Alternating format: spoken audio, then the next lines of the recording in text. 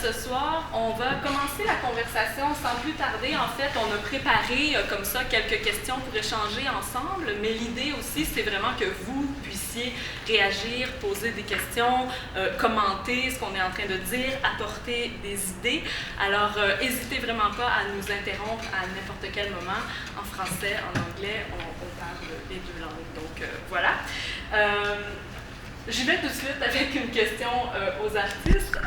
Donc, une partie de votre travail, évidemment, comme on le voit de façon assez évidente en entrant dans la salle d'exposition, s'intéresse à la représentation visuelle des données dans le domaine économique.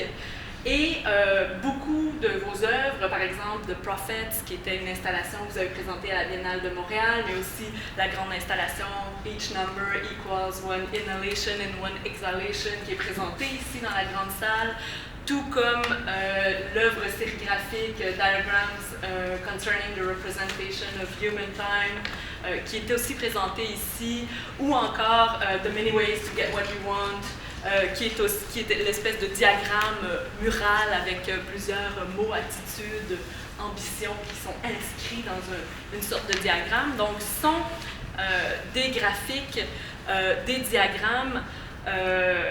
Ils utilisent en fait la forme du diagramme comme forme, qui est une des formes privilégiées par l'analyse quantitative qui sert entre autres à mesurer par exemple le rendement, l'efficacité, si on se fie à cette logique économique qui appartient à la rationalité néolibérale. Et dans vos œuvres, ces graphiques-là voient un peu leur fonction perturbée, que ce soit par un processus d'abstraction ou que ce soit par une confrontation avec une sorte d'expérience humaine qui paraît un peu irréductible à cette forme-là graphique. Donc, j'aimerais vous demander de quelle manière vous utilisez le graphique, à quel type de graphique vous vous intéressez dans votre pratique et qu'est-ce que vous leur faites subir à ces graphiques-là dans les œuvres.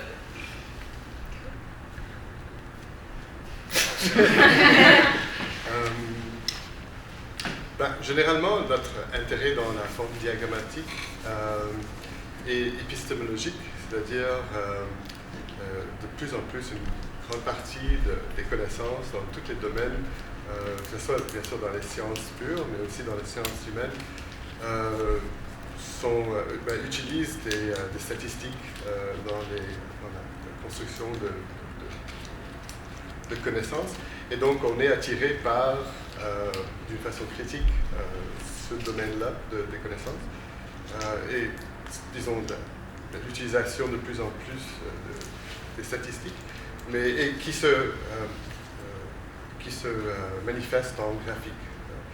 Mais surtout, je pense que notre intérêt, c'est à cause du poids que ce langage-là a dans notre société aujourd'hui, que l'on le regarde dans les journaux ou lors des présentations, et dans tous les articles spécialisés aussi, utilisent cette forme-là, et puis il y a comme un poids avec une connotation d'objectivité et tout le reste. Et donc on regarde les graphiques d'une façon critique, et ce qui nous intéresse, c'est tout ce qui échappe au graphique, tout l'aspect affectif, subjectif, tous les aspects humains que les scientifiques ou les chercheurs essayent de traduire en données, mais on pense que il y a toujours une perte dans cette traduction-là. Donc je pense que notre approche vis-à-vis des graphiques, c'est surtout critique. On donne assez d'informations pour ancrer les graphiques dans une réalité donnée, mais on laisse assez d'informations de côté. On enlève assez d'informations pour maintenir cette distance. Et aussi les matériaux qu'on va utiliser, je pense, va amener premièrement les graphiques sur Terre. C'est des matériaux très fragiles. toujours imparfait, les représentations des données avec les matériaux qu'on utilise sont toujours imparfaits. Et il y a aussi quelque chose de, je ne sais pas de le traduire en français, something very playful. Ouais.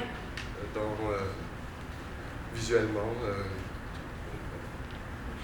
De ludique. Oui. Ouais, je dirais que tu touches à certains aspects du travail qu'on fait avec les diagrammes puis au niveau des données, mais c'est une grande partie de notre pratique. Et ça fait des années en fait qu'on travaille avec la forme, avec l'espace cartésien. Donc, cette espèce de croix des coordonnées cartésiennes, et qu'on essaye de différentes façons de regarder comment c'est utilisé, comme Richard dit, dans la production de la connaissance. Comment est-ce que, en particulier, les actions humaines vont être traduites dans des formes diagrammatiques, et aussi comment ensuite ces formes-là vont avoir un impact au niveau de la façon qu'on les rencontre puis qu'elles circulent dans nos expériences, dans la société, dans nos vies quotidiennes. Donc on le prend comme c'est vraiment un langage. Et peut-être une des premières tentatives qu'on a fait d'une étude en fait, de ce langage-là, c'est la série des sérigraphies que Véronique mentionnait, qui sont ici au mur, qui s'appelle Diagrams Concerning the Representation of Human Time. Et qu'on avait vraiment fait dans l'optique qu'on développait tout un projet qui portait sur, en fait, essayer de comprendre comment les sciences économiques représentaient l'action humaine. Et on avait particulièrement pris la question du temps, la représentation du temps dans les sciences économiques comme étant problématique. Parce que le temps sur le corps, aussi moi, des fois le français m'échappe, mais sur le système cartésien de coordonnées, sur les axes, est montré comme une ligne qui va dans une direction. Donc c'est un temps qui a une progression linéaire, c'est une flèche en fait, comme la flèche du temps, la flèche du progrès, et qu'il n'y avait pas de place dans ce type de représentation-là pour une complexité de l'expérience humaine du temps, de la pensée du temps, le rapport par exemple qu'on a avec la mémoire, avec la future, avec tout ça. Donc ça c'était comme une étude particulière, et plusieurs des œuvres qu'on a fait qui partent à partir de la forme des diagrammes font des études très spécifiques. Donc on s'est aussi intéressé à l'histoire, en particulier de l'apparition des formes diagrammatiques dans les sciences économiques. Donc ça a été un autre travail qu'on a fait sur les premières ébauches, les premiers moments où quelqu'un à la main est allé mettre des points comme ça sur un axe, puis d'aller faire de la recherche dans les archives, puis voir que c'est vraiment des dessins, c'est vraiment des constructions humaines où, dans l'espace, on va mettre des points, donc créer des liens spatiaux, mais aussi que le diagramme devient un outil pour la pensée. C'est pas juste un outil pour la représentation, que ce soit en économie ou dans d'autres sciences humaines. C'est un outil où on peut penser certaines choses et voir certaines choses d'une façon qui n'est pas possible en dehors de cette forme-là. Donc ça devient un espace de pensée. Et l'œuvre qu'on a fait, Les Prophètes, qui avait été montrée à la Biennale de Montréal en 2014, qui était une longue table avec plein de petits modèles économiques, couvrait un petit peu comme l'histoire aussi, la variété de l'utilisation de cette forme-là dans les sciences économiques, mais en amenant des choses qui normalement sont bidimensionnelles, qu'on voit sur papier, qui sont très très précises aussi. C'est un langage qui a une esthétique, qui a une objectivité, qui a une autorité, et nous on les traduisait en 3 dimensions avec des matériaux assez précaires, en jouant sur un peu refaire à la main ce qui est en fait par nous, par les hommes, ces créations diagrammatiques-là. Et c'est un processus similaire qu'on voit dans la grande, la pièce qui est dans la grande salle, qui sont des petites constructions sculpturales à tes souhaits. Et qui, en fait, traite spécialement dans ce cas-ci de la mesure de la productivité humaine. Donc, toute cette série-là, elle est vraiment dédiée à cette préoccupation-là. On pourra peut-être en parler plus. Mais on pourrait vraiment parler du diagramme pendant 2 heures. C'est quoi une passion? J'ai une question par rapport à ça, par rapport au diagramme qui touche la question du temps. Est-ce que vous avez, par exemple, fouillé du côté de la philosophie, où il y a des philosophes, je pense à Husserl qui a écrit sur la conscience intime du temps, où il y a aussi des schémas dans ses livres pour essayer de comprendre justement cette compression de la mémoire, puis la façon dont justement c'est pas sur une ligne, mais il y a comme il y a une queue de comète qui suit la progression du temps ou encore personne qui s'est intéressé à la question. Est-ce que c'est quelque chose qui, dans vos recherches, a été important? On est conscient de ces penseurs-là et leur rapport au temps. Par contre, on n'a pas traité spécialement. Par contre, celui qui est juste ici, qui s'appelle Storytelling Oral Tradition, ça c'est basé sur un essai de Walter Benjamin où il parle de storytelling et il a décrit la tradition orale des histoires qui se sont racontées génération après génération après génération comme une pierre très très très lisse qui s'est polie à travers le temps. Et donc là, la représentation des histoires dans ce diagramme-là, ça commence avec des petits traits tout mal... Cassé. Oui, tout cassé.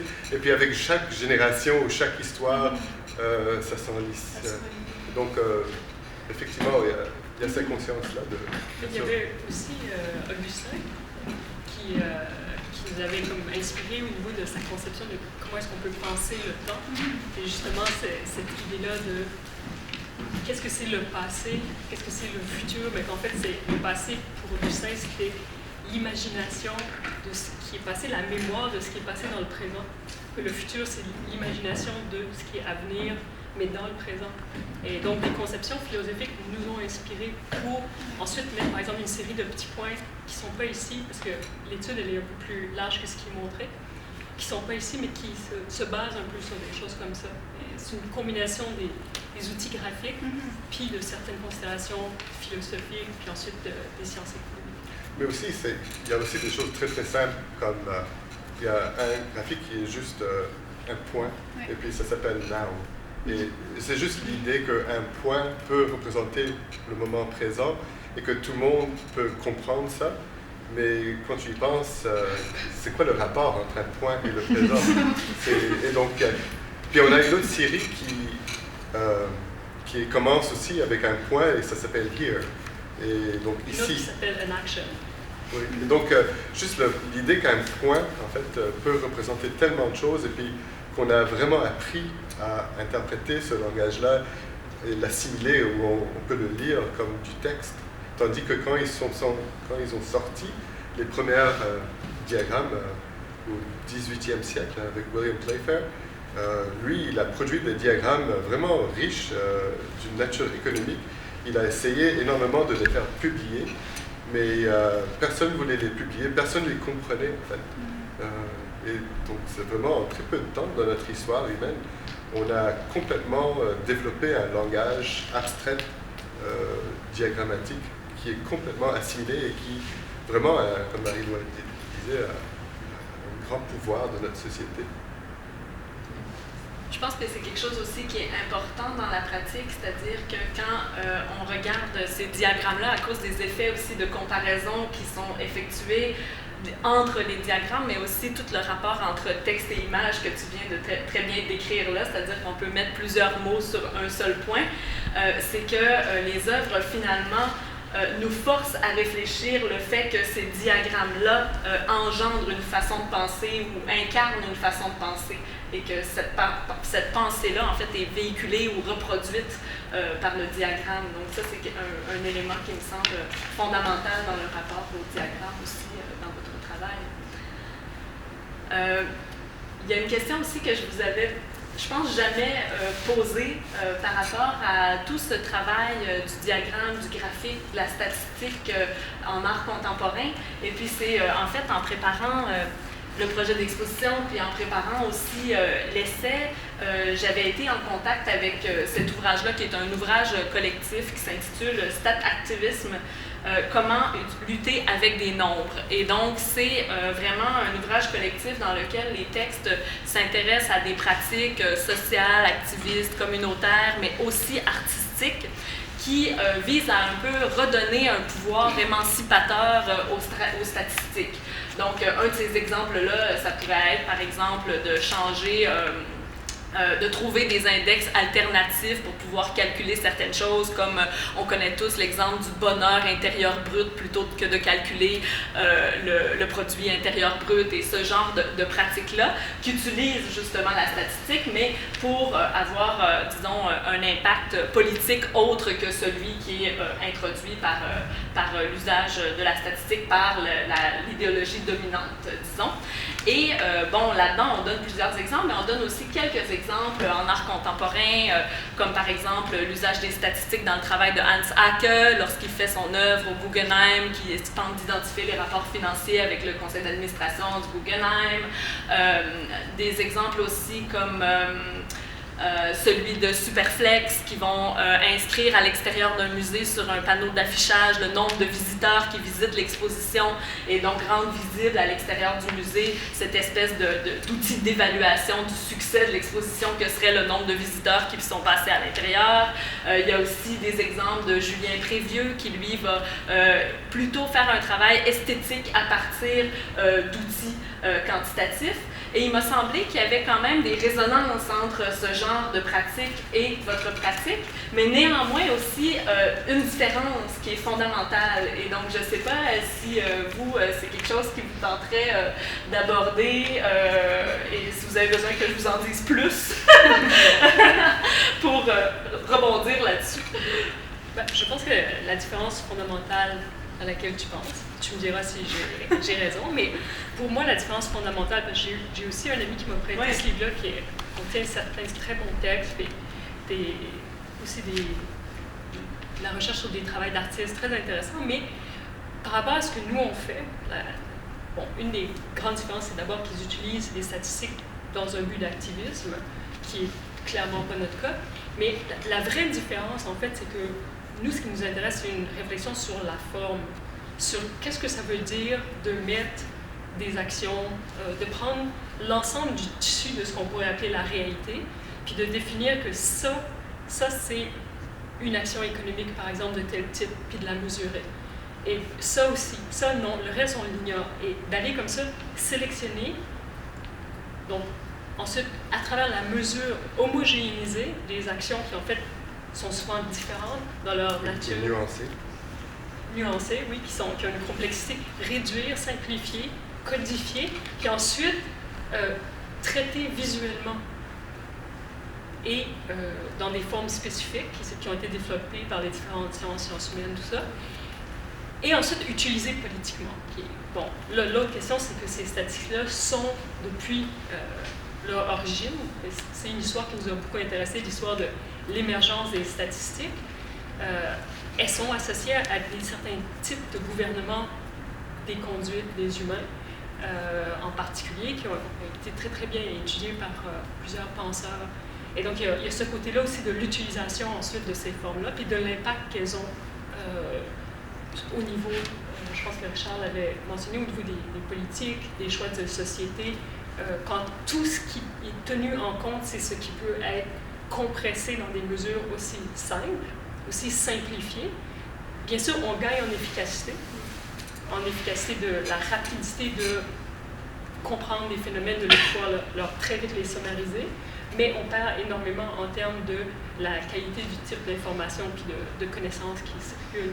Donc, on n'a pas une aversion à la numérisation ou à la mesure chiffrée, mais en fait, on a un intérêt profond pour qu'est-ce qu'elle fait, puis essayer de l'explorer, de l'analyser à travers une pratique artistique, puis aussi de l'amener en tension avec la matérialité du monde. Donc, la ramener à quelque part, on peut dire, sur Terre ou dans un rapport concret avec les spectateurs. Donc, le travail sur la sculpture, le fait d'amener des choses abstraites, numériques en sculpture, c'est l'idée de ramener à la matérialité quelque chose qui est parti de la matérialité, qui est allé à l'abstraction et qui revient. Donc, de faire une espèce de processus, mais où on ne revient pas avec la même chose, on arrive avec quelque chose de complètement différent que ce avec quoi on était parti au départ. Si je peux ajouter quelque chose? Ben oui. Une distinction que je ferai avec le genre de travail et articles qui sont écrits là-dedans, c'est que en fait, il y a comme un pouvoir politique dans la capacité de décider qu'est-ce qui va être mesuré et comment. Et dans tous les domaines, que ce soit même scientifique ou économique ou sociologique. Et dans ce livre-là, ils font référence à plusieurs chercheurs ou artistes qui vont eux-mêmes choisir, on va mesurer telle chose qui n'est pas mesurée normalement, que ce soit Superflex par exemple ou Hans Hackett. Et ce choix-là, par un artiste, c'est un choix politique. Le fait même de choisir, donc c'est ils vont, par le choix même de qu'est-ce qui va être mesuré, c'est un choix politique, mais c'est aussi, eux, ils les utilisent d'une façon, c'est quasiment infographique, ils font de l'infographie. Tandis que nous, dans notre travail, on reproduit le langage dominant d'une façon critique. On ne va pas chiffrer ou essayer de numériser des événements alternatifs à ce qui se fait dans la société. On va reproduire qu'est-ce qui se fait pour le montrer, et de là, peut-être, on pourrait établir une distance et une perspective là-dessus. Oui, parce qu'effectivement, une des choses qui peut relier votre travail à ce genre de considération, c'est que ce genre de pratique, bon, effectivement, révèle en quelque sorte les modèles, une chose que vous faites aussi, mais il me semble, comme vous le dites bien, puis comme vous le détaillez, c'est que finalement, il y a une critique peut-être radicale du modèle en soi qui est introduit par votre pratique plutôt qu'une espèce d'adaptation du modèle à une réalité politique autre. Ouais, c'est comme si, dans le fond, ce qu'eux prennent comme moyen, vous le prenez comme objet de recherche, on peut dire. Oui, effectivement. C'est un peu la distinction que je vois dans le Avez-vous des questions, oui, des commentaires? Ne soyez pas timide. Sinon, moi, je continue là, pour la soirée. Je voulais peut-être rebondir sur ce que tu disais, Marie-Lou, par rapport à toute cette espèce de trajectoire entre abstraction, matérialité et abstraction. Parce que j'aimerais que vous développiez un petit peu plus sur ça, en fait, parce que vous partez souvent d'idées abstraites pour leur donner une certaine matérialité. Et ensuite, à travers, c'est drôle parce que justement cette matérialité-là, elle est sous la forme d'une matérialité d'œuvres abstraites. En fait, les formes matérielles que vous produisez sont abstraites, si on pense aux diagrammes ou aux sculptures. Je veux dire qu'elles sont concrètes aussi. Exactement, on pourrait dire qu'elles sont concrètes aussi, mais j'aimerais vous entendre justement sur qu'est-ce que c'est matérialiser une forme abstraite pour vous, et ensuite, qu'est-ce que c'est l'abstraction, ou justement cette chose concrète là, dont on parle. Il y a toujours une communication à ce que je peux. Je pense une des raisons qui nous intéresse à matérialiser les choses, je ne sais pas si ça vient de là ou c'est juste qu'on a connecté avec un essai par Giorgio Agamben qui s'appelle In Praise of Profanation, où il parle du monde du sacré, c'est-à-dire tout ce qui est intouchable par l'être humain et tout ce qui est sacré et au-delà et ne rentre pas en contact. Et la profanation qui est de prendre tout ce qui est sacré et le rendre en contact avec, et utilisable et tout ça. Et je pense qu'à un certain moment donné, quand on s'est intéressé au discours économique et la prépondérance de ce domaine-là dans notre société, dans notre choix de comment on veut vivre, et ainsi de suite, on a vu que finalement ce discours-là était quasiment sacré, était dépolitisé. Un débat entre politiciens ou leaders, ça revient à est-ce que ce choix-là ou ce choix-là va avoir un meilleur impact économique sur notre société? C'est pas qu'est-ce qu'on veut faire, comment est-ce qu'on veut vivre, qu'est-ce qu'on valorise, est-ce qu'on valorise ça qui est peut-être pas productif, peut-être qu'on valorise quelque chose qui ne va pas mener à la croissance, mais non, ça c'est un domaine intouchable du discours public, c'est-à-dire tout ce qui mène à la croissance économique et à la productivité est bon. Et donc ça a été dépolitisé, et donc on l'a vu comme quelque chose de sacré. Et notre désir de le matérialiser, c'est un peu l'amener au profane, à pouvoir le toucher, à le regarder, à voir qu'il est imparfait, qu'il est fait, il est coloré à la main, il y a la colle qui est vraiment grossièrement mise dessus, il va peut-être casser si on le prend. Et c'était ce désir-là de représenter ces abstractions parfaites, intouchables, dépolitisées, et de les repolitiser en quelque sorte en les rendant matériels. Je me demandais comment vous les aviez choisis, parce que j'imagine que vous avez tombé sur des centaines, des milliers de graphiques. Ouais. Alors j'ai essayé de trouver une logique, je me suis dit, bon, il y a l'air d'avoir un répertoire historique. Je me suis dit, dans certains cas, vous amusez à vouloir faire une diversité des formes, ce que j'ai vu. Je me suis demandé jusqu'à quel point vous preniez une liberté, parce qu'il y en a qui ont l'air d'être vraiment en 3 dimensions, mais j'imagine que certains graphiques, vous avez dû... Est-ce que vous avez pris une certaine liberté par rapport à ça, et comment vous les avez choisis? Donc, tu parles des graphiques qui sont ici. Oui, ceux-là ici. Ben, ceux qui sont ici, d'abord, la pièce, Véronique a dit le titre tantôt, ça s'appelle Each number equals one inhalation and one exhalation. Et cette pièce-ci en particulier, elle porte sur l'histoire à peu près du milieu du 18e siècle jusqu'à aujourd'hui, du développement d'une pensée sur le travail qui est influencée par la science et qui vise à comprendre les meilleurs moyens d'augmenter la productivité humaine. Mais en fait, c'est un peu plus large que ça. C'est toute forme d'outils qui ont été développés pour mesurer la productivité humaine. Et donc, ça se retrouve dans les sciences économiques, bien sûr, et la logique, une des logiques prédominantes dans ces graphiques-là vient de la science économique, c'est celle du input-output, et donc du coût-bénéfice. Mais il y a aussi, par exemple, une science qui était au début de cette pensée-là, qui s'appelle les sciences du travail, qui était plutôt européenne. Ensuite, il va y avoir Scientific Management, qui a plutôt émergé aux États-Unis, qui a connu comme différentes variations ou branches, que ce soit le Taylorism, le Fordisme. Et il y a aussi des manifestations plus récentes dans les sciences du management et qui sont apparues, qui essaient de s'adresser à la question de la mesure de la productivité dans un travail cognitif, par exemple, ou dans les services qui ont une dimension affective qui sont très, très difficiles à mesurer.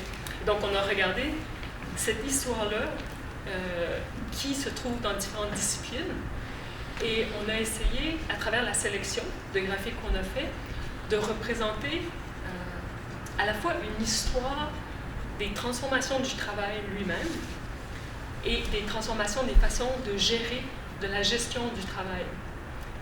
Donc, en faisant des choix qui pourraient donner une idée à la personne qui regarde du type de travail duquel on parle. Donc, si on parle de quelqu'un qui fait 2 rotations sur une drill à presse, donc sur une perceuse, ben là, on sait qu'on pense d'un travail industriel et peut-être qu'on va voir aussi que dans ce qui est représenté, en fait, c'est une étude du mouvement. Donc, ce qu'on cherche dans cette étude graphique-là, ça va être le meilleur mouvement, le mouvement optimal de la personne, de l'ouvrier, qui, une fois qu'il va avoir été étudié, photographié, décortiqué, va être standardisé et va être demandé à tous les ouvriers, donc dans un régime industriel, qu'ils utilisent le même mouvement, parce que ça, c'est le mouvement le plus efficace. Et donc, on va procéder à une standardisation, puis ensuite, on va avoir des quotas de combien de mouvements sur la drill tu dois faire par minute. Et là, on est vraiment dans le management du travail qui était encore physique, corporel.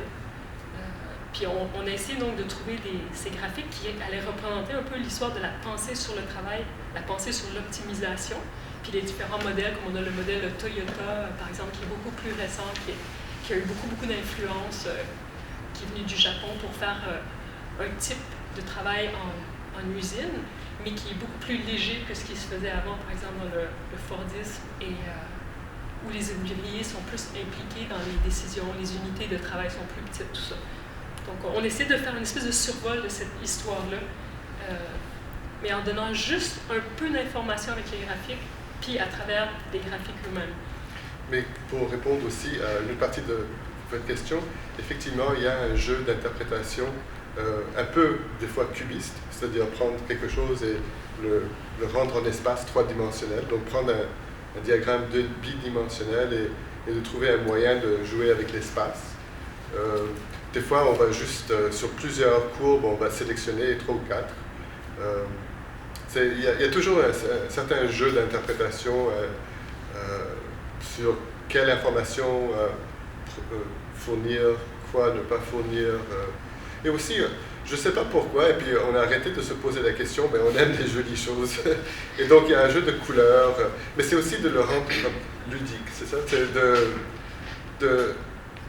On aime que ces sculptures-là soient abordables à plusieurs niveaux, même à première vue visuelle, qu'on voit un monde d'objets, puis là qu'on puisse voir qu'ils traitent d'un certain sujet. Et puis aussi, la lecture se fasse après ça, un à un. On regarde on regarde le titre, on peut essayer d'imaginer la relation entre le titre et les courbes, et puis après ça, aller au prochain.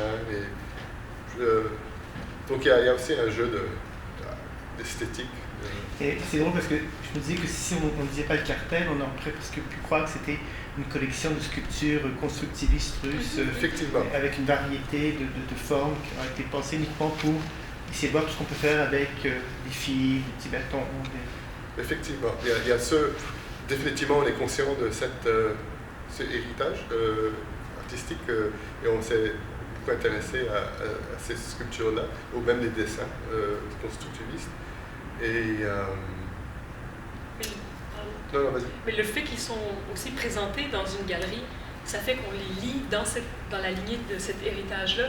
Alors que si on va à un musée des sciences, par exemple, puis on voit certains modèles qui ont été faits par des scientifiques, comme je me rappelle, j'étais à Glasgow, j'étais à l'université, puis j'ai visité un de leurs musées, et ils avaient ces super modèles qui avaient été faits. De Newton?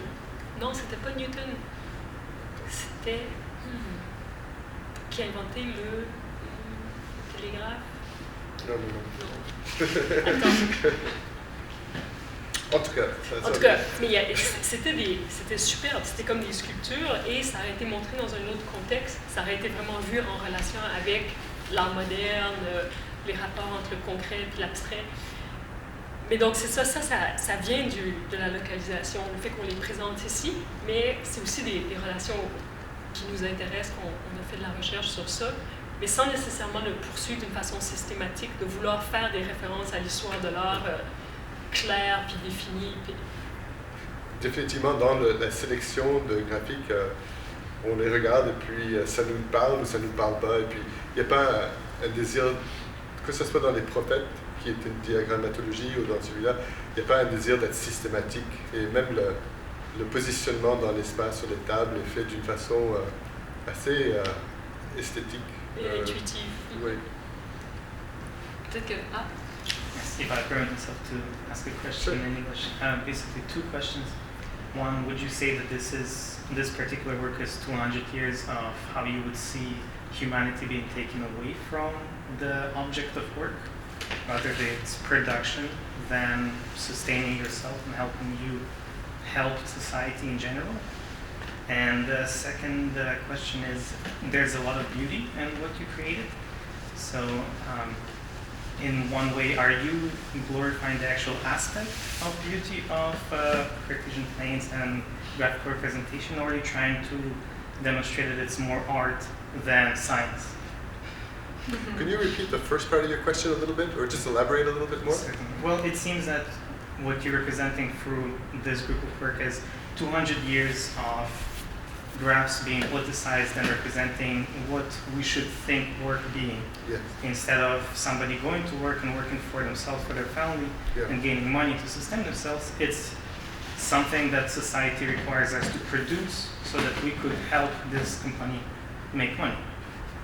Yeah, absolutely. I think that our interest in productivity stems from this shift that you're talking about, that at the beginning of the industrial age, people were forced to be productive, and it's a slow process where first people came in, there were masses of people that were underpaid, and there was no real structure, but it didn't really matter because they were paid so little, And from there, it kind of, as Mary Lou indicated in her little mini narrative, slowly scientific approaches came in and forced people to be productive. Whereas today, and this is our real interest in productivity, is it stems from our relationship to productivity today, not only in work, but in all aspects of our lives, that people want to be productive. The work does not impose productivity. People want to be very, very productive at work and outside of work as well. I think it's all part of the internalization of the neoliberal rationality that places us all in a constant feeling as if we are an enterprise. Our lives are one long enterprise that, and you try to maximize the outcomes or outputs. And I think that definitely that's part of our interest. As far as aestheticizing, I don't really know what to say because it's kind of something that comes very natural. We just like, well, one of them is that while we make them, we laugh a lot and we're very playful with it. And each one is its own thing, and we're always amazed at, like, when we think we're at the end of the line and we can't create anything new, all of a sudden we come up with a new one, and there's something, a lot of fun about making them, and so we're very playful with it, and I guess we're just naturally attracted to nice colors, and I just to be honest, I don't have a very rational, like, it's beautiful because of this. It's just like, I think, a reflection in this case of taste. It's like it really, we just like to make nice things, and yeah. Do you have something? You usually contradict me on these. Well, I think the aesthetic also has another dimension. Like, for me, that it comes from trying to also read these representations, not in a purely, what you could say, like, semiotic way, where you think that these signs are independent of their executions. That, like, basically, if you're an economics student and you create a graph and you draw it by hand, that it'll be the same thing as if you take a professional program and you have it perfectly designed with perfect curves and perfect lines. And then if you print this 2 inches by 2 inches, or if you project it 10 feet by 10 feet on a wall, that it's the same thing. So there's a concern for the actual materialization and the aesthetics of this language. And for me, the aesthetics of this language has an authority. And it carries a certain idea of objectivity, which is constructed. And by playfully working with these elements and these forms and recreating them as mini sculptures or as large wall murals, with a kind of playful intention. I think most people get that it actually undermines this authority. It might be seductive, but that seductive, playful, cute side has actually another side to it, which is that you can't take it that seriously. And that the fact that somebody can play with this and manipulate it and have fun with it in a kind of imaginative way takes it down from this very strong position that it usually has. So I think for me it does that. So just to reiterate, so it's basically taking it off the pedestal of what it is perceived to be a scientific representation in order to an artistic idea of what these people are trying to represent. Yeah. I think just to sort of continue that a little bit, for me, I was really fascinated by the not to diminish it to two things, but there's sort of a graphic sculptural aspect, but there's also the performance aspect that's shown through the videos. It's sort of Bruce Nauman-like, and it's sort of work for work's sake, these two sort of aspects, the actual person or people doing these actions, it could be like this one, the video that's here, it could be actually a ludic version of some kind of study, or just work for work's sake, brings it back to the human level of not productive, not necessarily being this sort of scientific, but just being people at living, I guess, and trying to make something out of what it is we're doing without necessarily being highly productive. So it's not so much a question that I have, but it's sort of a follow-up of these interesting sort of dichotomies that you set up between, which we've talked about, the sort of highly scientific and very plotted out, planned way that the human body can move, or the mules, or whatever it is, that they become these instruments for which profit can be driven and made, but there's the lack of humanity which you bring back in using, I think, the video, and the video which has the human aspect, the person in there. So. Yeah, I think the videos basically explore something that we sort of talked about several years ago called non-productive action, basically, or non-goal-oriented action. And there's something interesting that when you explore non-goal-oriented action, if somebody wanted to study it, they wouldn't be able to because they wouldn't know what to measure. Mm-hmm. Whereas these graphs all measure something very precise because the objective of the action is very precise. Well, they used to, until you messed But, and so there is a kind of different exploration in both, or yeah. Basically, it's going from two different sides towards the same question of productivity. But as you say, one of them is just a very human, non-goal-oriented action, just doing things for the sake of doing, without a beginning or an end, without any finality, and therefore taking out the notion of success and failure. Well, there's also, I think, and not so much this video, but the video that you're in the other room, the far room, where you're trying to place things and they don't stay. It's almost like there's a learning process in there too as well that isn't part of those productive graphs, or what those graphs and those charts all trying to suggest, that we're already we've learned everything. Now we just have to apply it. But in the videos, there's this.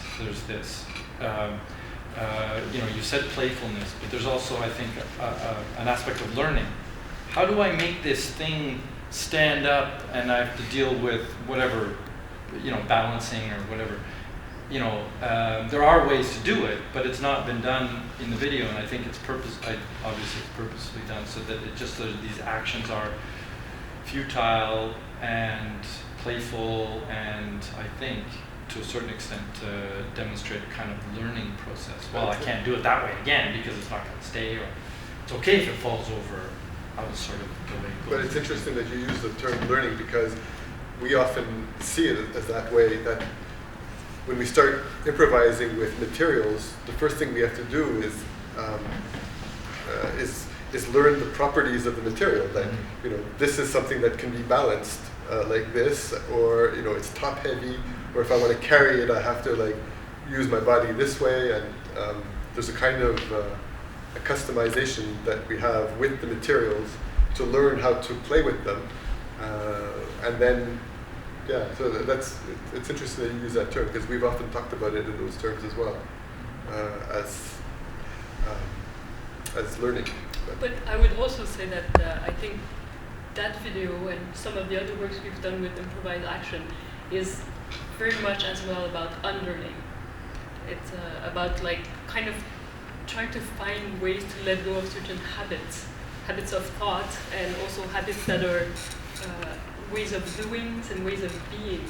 And for example, one performance that Richard and I did live, but also in that video, one thing that we were trying to accept when things collapse, and just go beyond this idea of it works and it doesn't work, or that when something collapses it's a failure, and just accept these possibilities as just one state in the process of doing something that in any case is not getting anywhere, and unlearning that wanting things to succeed, wanting things to work, and which is impossible, by the way. Yeah, well, I was just going to say that we work towards some kind of betterment, or you talked about that idea that that's just the way it's in our psyche now. Yeah. These things we don't just do for the sake of doing. We do it because there's, what am I doing? I didn't do it.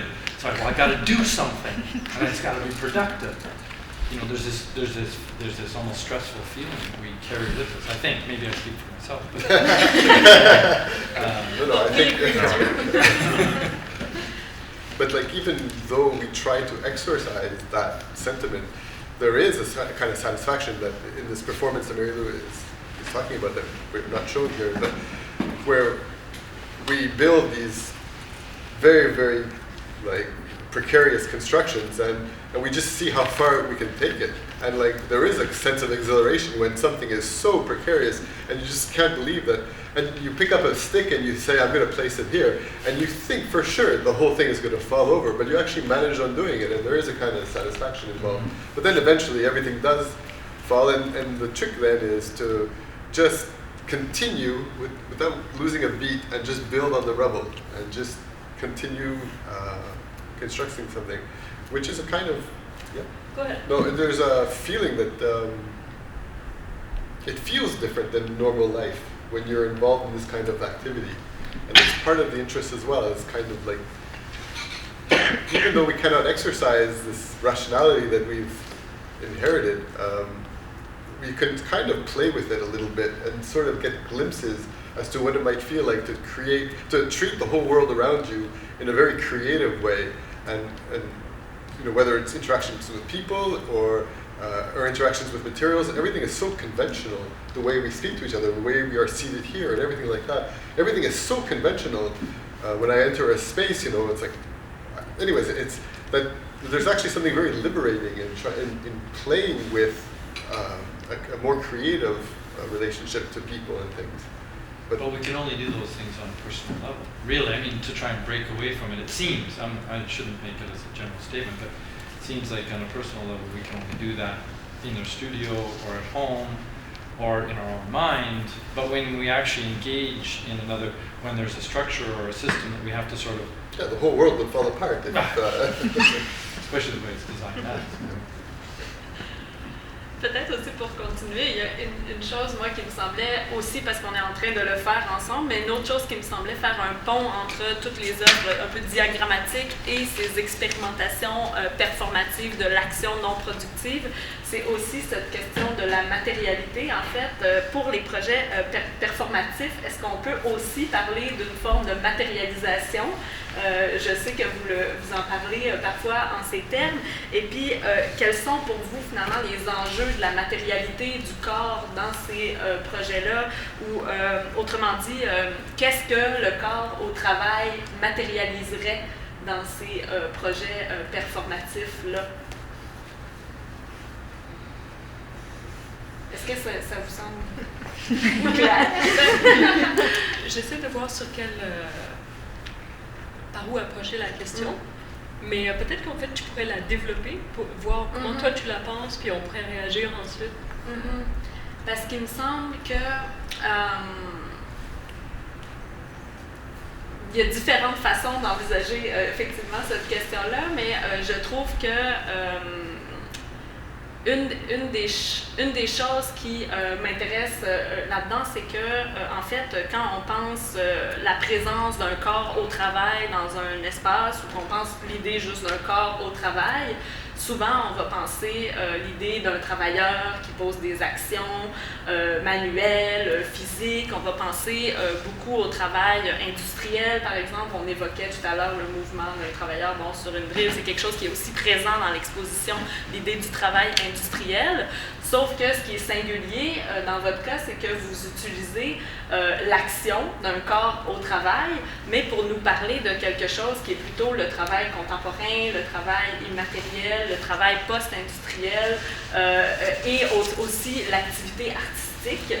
Mais cependant, vous ne le faites pas en nous montrant quelqu'un qui est devant un ordinateur en train de réfléchir, mais plutôt avec un corps en action, agissant, qui pose des gestes, qui tente par essai et erreur. Et il me semble qu'en ce sens-là, vos œuvres donnent une sorte de matérialité au corps dans quelque chose qu'on aurait tendance à considérer comme immatériel. C'est un peu dans ce sens-là. Ouais, définitivement, là je vois où est-ce que tu l'aimes. Il y a définitivement un intérêt pour nous d'amener des questions conceptuelles, abstraites, à la corporalité. Il y a plusieurs choses qui se passent à ce niveau-là. Je sais, parce qu'il y a trop de choses. En fait, j'essaie de voir quelle ligne je vais prendre. Peut-être simplement, c'est qu'il y a des pensées, des choses qu'on peut réfléchir de manière cognitive, soit en écrivant, avec les mots dans notre tête, en pensant, et on va pouvoir explorer une question jusqu'à un certain point de cette façon-là. Mais il y a toute une partie des problèmes ou des questions qui nous intéressent, en fait, qui ne peuvent pas être explorées uniquement par des réflexions cognitives, qui doivent en fait demander d'être confrontées à la complexité, ce qu'on peut appeler la complexité du monde, puis aussi à la particularité du corps, dans sa physionomie, dans sa biologie, au niveau de ses limites, par exemple, de l'attention, de la mémoire. Et donc, on parle souvent de problématiques qui sont plutôt conceptuelles ou abstraites des idées, comme une action non productive. Et ensuite, on va demander, par exemple, à d'autres artistes ou nous-mêmes, on va essayer d'explorer concrètement dans un espace un peu comme un laboratoire. Comme tu disais, pour tester ces choses-là, il faut parfois comme fermer un lieu puis se donner du temps. Puis on va dire, on va essayer de tester à travers une expérimentation pratique, qu'est-ce que ça peut être le travail non productif? En fait, de quoi on parle quand on essaie concrètement de le faire? Et aussi de voir comment est-ce que cette idée-là de la productivité, par exemple, va être internalisée dans nos manières de faire, dans nos manières de bouger, dans nos manières d'interagir avec les objets, avec les gens, avec les lieux, tout ça. Mais donc, on veut les tester nos idées dans des environnements concrets et avec le corps, parce que ça permet d'acquérir, disons, un type de connaissance qui est situé, qui est différent de le type de compréhension qu'on pourrait avoir par des processus seulement cognitifs. Ça, c'est une chose peut-être à base. L'autre chose, c'est on essaie définitivement de dépasser dans ce qu'on fait le dualisme cartésien, donc l'idée qu'il y a le corps puis l'esprit. Et ce qui nous intéresse dans les expérimentations pratiques ou le travail avec le corps, c'est que c'est un corps pensant. C'est un corps où les idées et le faire, la partie corporelle, biologique puis la pensée ne sont pas séparées. Et on s'intéresse dans les vidéos, comme vous avez sûrement vu, à filmer la pensée dans le geste, la pensée dans l'action. Comment est-ce que quelqu'un va être en train de penser pendant qu'il fait? Et l'improvisation, en fait, c'est une des façons qu'on trouve une méthode où on peut voir cette pensée-là dans l'action. Et on essaie de la capter et ça nous intéresse de la traduire. Cette relation-là entre le corps et l'idée, il y a une autre dimension à notre rapport avec ça, qui est un peu notre rapport avec l'art conceptuel et avec les pratiques conceptuelles. Donc, dans notre travail depuis le début, il y a vraiment un grand intérêt pour la capacité ou le problème de rendre les idées visibles. Et on s'intéresse aux signes, on s'intéresse au système. Et par contre, il y a un biais dans l'art conceptuel, dans les pratiques conceptuelles, pour ce qui est mental, ce qui est cognitif, ce qui est l'information, ce qui est le langage, qui reflète un biais plus général dans la société occidentale pour cet aspect-là du binaire par rapport au corps. Donc, tout ce qui a été mental et du domaine de la pensée a été valorisé par rapport à ce qui était corporel, qui était dévalorisé.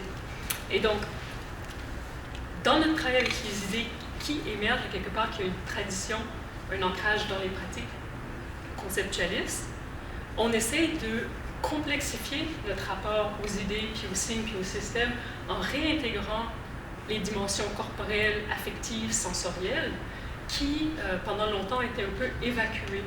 Donc, on garde les dimensions de l'information puis des idées, mais on essaie de les complexifier en les confrontant dans des situations concrètes, avec tous les autres aspects de ces questions-là qui échappent aux signes, au système. Et donc, c'est un peu ça pour donner une idée de notre rapport avec le travail au corps. J'ai rien à rajouter. Il est presque 7 heures, alors si quelqu'un a une question dans la salle, ça passe très vite. On va prendre encore quelques minutes, mais donc on va quand même terminer bientôt. Alors je vous invite, si vous avez une question brûlante, quelqu'un. Moi, j'ai une question brûlante. Peut-être justement pour continuer sur ces projets-là, centré sur l'action non productive. Toi aussi, tu avais une Oui, question moi j'ai une brûlante. question. Oui, mais vas-y. Mais j'y vais en premier. D'accord. Ça va être peut-être une courte question, mais j'étais quand même, j'aimerais vous poser cette question-là. Dans les projets performatifs centrés autour de l'action non productive, il me semble qu'il y a aussi une sorte de tension justement entre sur cette question-là du laboratoire, c'est-à-dire la dimension improvisée de ces projets-là, la volonté que vous avez de ne pas exactement savoir qu'est-ce qui va se passer, comment ça va se passer, de laisser de la place à l'imprévu, à l'accident, à ce genre de choses. Puis en même temps, la forme très organisée qu'ont les installations ici en salle, qui suppose que vous avez quand même organisé un peu la façon de filmer ces actions-là, etc.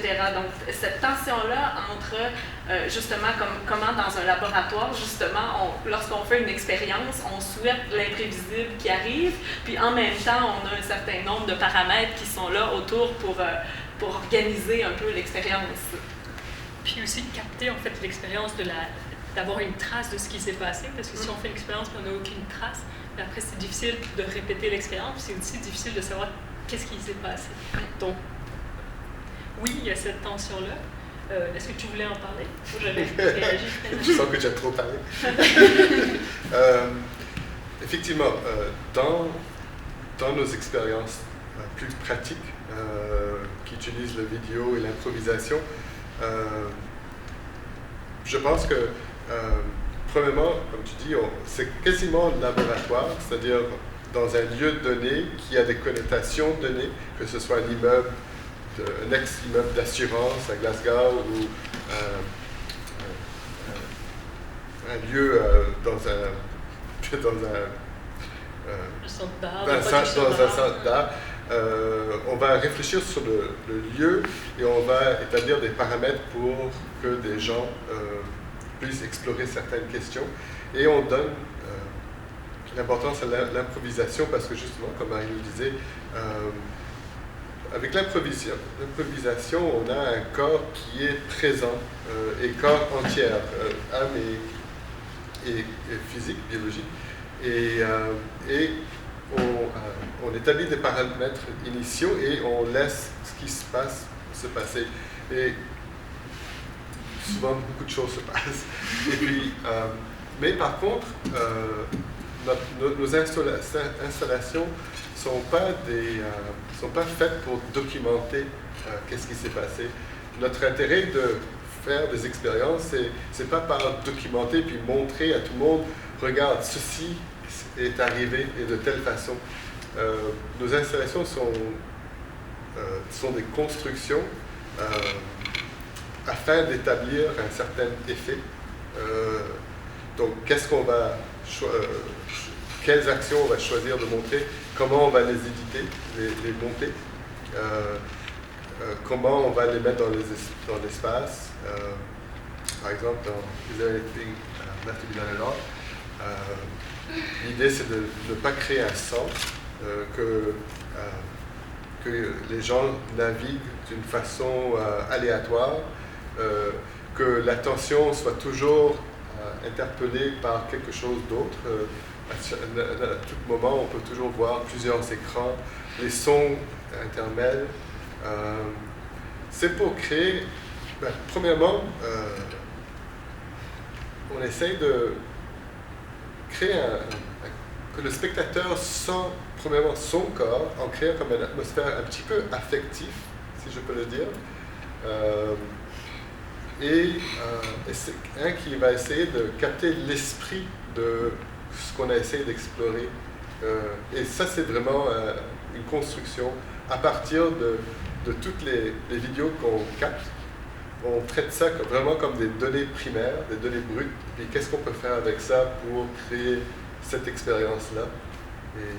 Je rajouterais juste une chose, c'est en fait pourquoi est-ce qu'on doit créer une vidéo ou une installation de ce qui s'est passé durant, par exemple, la résidence ou ce qui s'est passé à Glasgow dans le building, c'est plus qu'on travaille sur des problèmes qui sont liés à essayer de désactiver l'injonction d'être productif, s'il y avait une audience, s'il y avait des gens qui étaient là pendant qu'on essaye d'explorer ces questions-là, ça serait très très difficile, en fait, ça serait impossible pour nous de laisser aller de l'idée que ce qu'on fait doit être intéressant.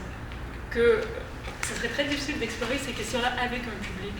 Et on a travaillé un peu en performance live et ça a toujours été un problème pour nous qu'en fait ces questions-là, on n'arrivait pas à les appliquer ou les explorer avec une audience qui était présente. Parce que c'était trop difficile, parce qu'on sent vraiment en fait les attentes des gens qui sont là et ça entre en conflit avec ce qu'on essaie d'explorer. Donc c'est une des raisons pourquoi on a besoin de médiatiser ces explorations-là. Mais, excusez-moi, juste une dernière remarque, mais j'ai pas l'impression que vous êtes à ce point contre la productivité. Vous êtes contre... Non, mais excusez-moi, mais à le voir faire, vous créez des choses. Vous auriez pu décider de ne créer aucun objet, de ne pas produire de vidéos, vous êtes contre une forme d'appauvrissement ou d'une productivité, disons, unidimensionnelle, et puis vous leur donnez justement de l'espace avec vous seul. J'ai l'impression que c'est... J'ai l'impression que même là, on est en train de se faire piéger parce qu'on dit, comme si le choix c'était être productif ou non productif, alors que le choix c'est être productif d'une certaine manière qui nous est imposée par nos institutions, l'État, notre vision du monde. Puis par ailleurs, une autre type de productivité artistique, poétique, je ne sais pas comment la nommer. Absolument. On est très conscient de cette contradiction et même lorsqu'on travaillait avec les artistes dans cette pièce-là, on était très conscient que même la structure dans laquelle on se trouvait, c'est-à-dire faire une résidence de production qui va culminer dans une exposition et puis explorer la non-productivité quand notre exploration allait être productive, était même là, était une contradiction. Et puis même demander à un artiste de venir explorer la non-productivité, c'est absurde, parce qu'il sent une attente de nous, qu'on le veuille ou on ne le veuille pas, et puis à la fin, on va être satisfait de sa performance après 3 jours ou non. Oui, tu as très bien fait. C'est impossible de sortir de ce... Donc, c'est sûr qu'on est très conscient de cette contradiction-là, mais on voulait quand même ne pas rien faire. C'est-à-dire, on voulait faire quelque chose afin de pouvoir juste explorer à quelque part qu'est-ce que ça pourrait vouloir... Comment est-ce qu'on se sentirait pour explorer quelque chose comme ça. Et... OK. Moi, j'ajouterais quelque chose, parce qu'en fait, je pense que tu es passé à côté du point principal, qui est, pardon de le dire si crûment, mais qui est en fait qu'il y a plein d'autres principes d'action que la productivité. La productivité, c'est une orientation de l'action. C'est-à-dire que l'objectif de l'action, c'est de produire. Et on peut travailler, on peut être engagé dans des actions de toutes sortes de façons, puis d'avoir en fait d'autres désirs, d'autres motivations qui nous amènent à faire des choses. Et ce que nous, on essaye, c'est de suspendre l'objectif de productivité comme objectif principal de l'action et d'essayer d'explorer, mais si c'est pas ça le but, par exemple, si je suis dans mon studio, j'ai une pratique artistique, je suis en train de travailler sur quelque chose, est-ce que je suis en train d'essayer de préparer ma prochaine expo pour qu'elle soit prête à temps et que j'ai des pièces pour mettre dedans, ou est-ce qu'en fait je suis en train d'explorer quelque chose et d'être dans le processus lui-même et dans la complexité de ce qui est en train de se passer, ou est-ce que mon objectif c'est juste de produire parce que j'ai besoin de produire? La même chose pour quelqu'un qui est dans un band, qui fait de la musique, est-ce qu'on essaie de mettre une chanson ensemble, ou est-ce qu'on est en train de essayer de voir qu'est-ce qu'on peut faire à nous 7, nous 8 dans un espace en même temps avec différents instruments puis différentes énergies. Et donc on essaie de déplacer l'espèce de dominance du paradigme productif pour dire, mais si c'est pas ça l'orientation de l'action, qu'est-ce qui va nous amener, what moves us? Qu'est-ce qui va nous bouger? Qu'est-ce qui va nous amener à avoir envie de faire des choses? C'est quoi nos autres désirs? Et une fois qu'on suspend en fait la demande de la productivité, et c'est pour ça qu'on a appelé la pièce qui est à côté Is there anything left to be done at all? On voulait voir, est-ce qu'il y a encore des drives? Est-ce qu'il y a des choses qui nous poussent à agir? Ou est-ce qu'en fait on a juste envie de s'asseoir, de se reposer, de dormir? Qu'est-ce qu'il y a d'autre? Donc c'est un peu ça, c'est toutes les autres possibilités des choses qui nous pousseraient à l'action, mais qui ne sont pas la productivité. Donc c'est peut-être... Oui, j'avais une question qui n'était pas brûlante, mais un petit peu froide. Là. Je me demandais juste si dans votre pensée puis dans votre pratique, vous faites une distinction, puis dans cette perspective d'un peu de corps pensant, si vous faites une distinction entre l'action puis le geste, juste au niveau sémantique ou théorique, là, je ne sais pas trop. Ça, c'est une très bonne question. Parce que justement, souvent, on va de l'un à l'autre sans se poser la question vraiment pourquoi. Une action, un geste, je pense, je vois ça plus petit qu'une action. Une action, normalement, va être vue dans un sens d'un début, milieu et une fin, une action. Un geste peut être quelque chose qui est juste ça, par exemple. Et je pense que la raison pour laquelle on parle entre nous comme des actions non productives, c'est que, en fait, c'est de sortir l'action de cette logique. Mais je vois que entre le geste et l'action, on peut aller de l'un à l'autre assez facilement. Souvent, on a essayé de voir, par exemple, dans les vidéos, souvent, la façon qu'ils sont montées, si on les regarde vraiment de près, souvent, la fin d'une séquence va être en mi-geste et le prochain va continuer aussi en mi-geste, va commencer en mi-geste. Et donc on est conscient du geste comme faisant partie de l'action et on essaie de découper chaque séquence en mi-geste pour que finalement il y ait une action fluide qui n'a pas d'objectif, ni début ni fin. Et en fait, je pense que c'est... Mais c'est sûr que c'est possible de penser, on pourrait parler longuement du geste dans le sens aussi du geste comme politique, du geste qui a une signification sociale. Et là, c'est une autre utilisation du mot geste. Mais je ne vais pas rentrer là. Et je trouve aussi que pour moi, comme ça spontanément aussi, le geste peut-être justement inclut l'idée d'une intentionnalité, alors que l'action, j'ai l'impression qu'il y a une intentionnalité du geste, puis que l'action est peut-être plus quelque chose de dirigé vers un but. En tout cas, je vois plus le geste comme quelque chose qui se réfléchit en amont, alors que l'action est comme envisagée dans quelque chose de plus global ou selon un objectif, ou enfin, je sais pas. Oui, j'allais dire, le geste, en fait, que plutôt l'action, moi, je le vois comme un geste orienté. Donc, un geste qui est doté d'une intentionnalité, justement, au sens d'un objectif et d'une conscience qui se projette vers l'avant. Alors qu'un geste peut être inintentionnel, peut être aussi intuitif ou peut être... Mais encore, comme tu dis, le geste peut aussi avoir une signification incarnée ou sociale ou qui là, touche à un autre registre complètement. Je dirais que dans notre travail, on utilise des termes comme ça. L'action, par exemple, on va utiliser ça souvent, mais sans l'utiliser dans son sens philosophique. On l'utilise parce qu'on veut communiquer une idée. Et la raison pour laquelle je dis on ne l'utilise pas dans le sens philosophique, c'est qu'avec, par exemple, le subconscient, tout peut s'interpréter comme orienté vers un objectif. Tout. Parce que quand tu étais jeune, et puis donc tu n'es pas conscient pourquoi tu as fait ça, mais finalement tu as fait ça. Et donc, en anglais, on appelle ça un slippery slope. Une fois que tu commences à rentrer dedans, tu ne peux pas sortir logiquement de ce découpage d'orientation vers un objectif. Mais c'est pour ça que je parle de la conscience, dans le sens où l'intentionnalité implique la conscience. Si on parle ensuite de gestes orientés, mais par une forme de subconscient ou d'inconscient, là, on tombe dans un autre... Oui. Mais en tout cas, je voulais juste préciser qu'on utilise des termes non philosophiquement. C'est-à-dire qu'on n'essaie pas de créer comme un... On n'a rien à dire sur l'action comme telle. C'est pas quelque chose qu'on... Pour l'instant. Est-ce que j'interromps quelqu'un? J'aurais voulu en fait tourner une question vers Véronique.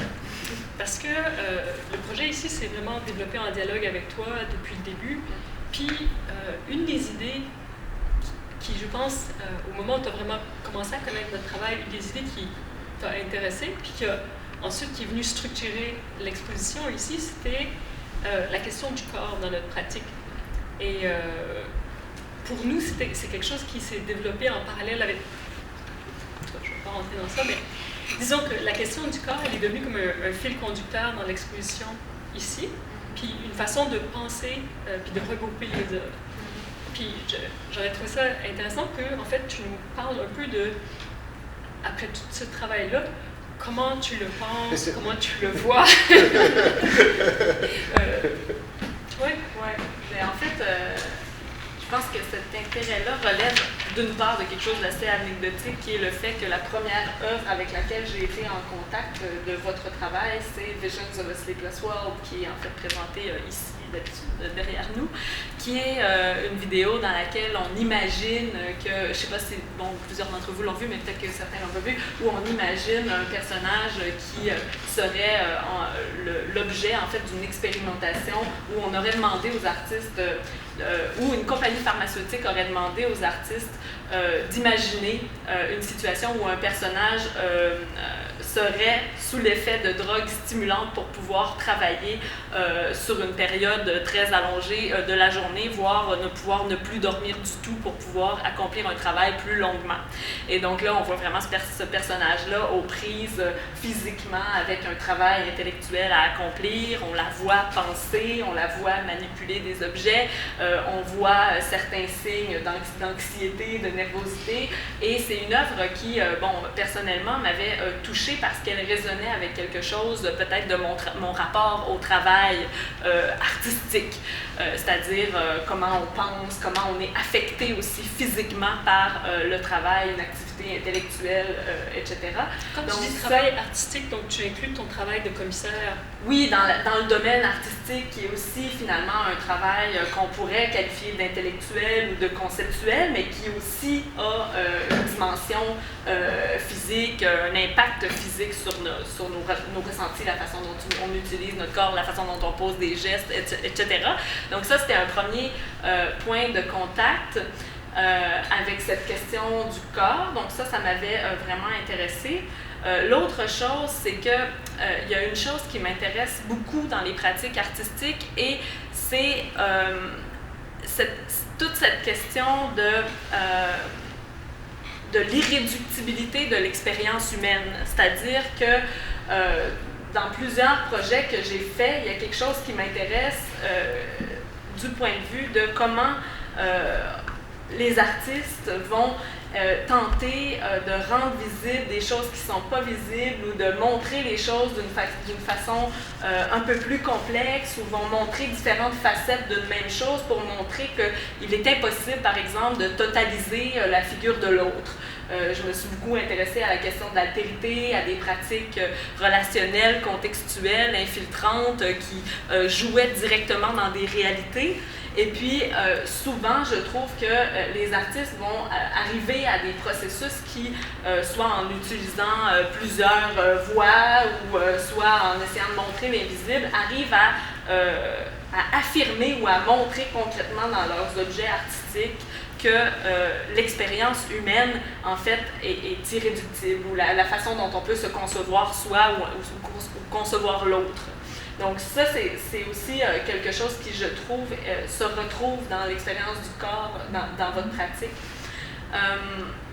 Et puis peut-être une autre chose aussi, c'est que le corps est un lieu, en fait, problématique très intéressant parce qu'il incarne, en quelque sorte, tous ces mécanismes de productivité, mais aussi il incarne, je veux dire, une façon d'utiliser le langage, une façon d'agir cognitivement, une façon d'incarner une pensée. Donc là, j'imagine le corps dans sa matérialité aussi en fonction de paramètres qui sont effectivement cognitifs ou langagiers, ce qui fait qu'on peut considérer que le corps, en fait, comprend des choses ou que le corps pense des choses, mais que c'est ça, ce corps-là, en fait, est un lieu où s'accomplissent des mécanismes de contrôle ou des des choses qu'on a apprises, c'est-à-dire la langue, le discours, la façon dont on véhicule aussi certaines idéologies par la façon dont on agit ou on parle, mais aussi est un lieu où il est possible de résister d'une certaine façon à ces choses-là qu'on reproduit à travers la matérialité de notre corps, et donc peut devenir un lieu aussi d'autodétermination.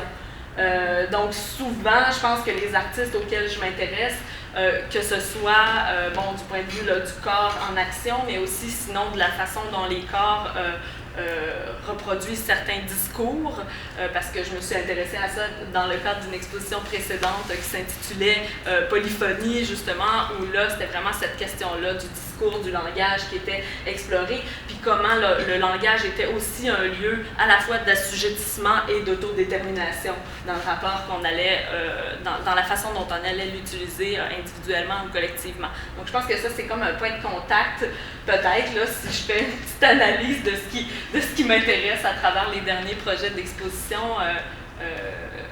Ouais, je pense que c'est ça.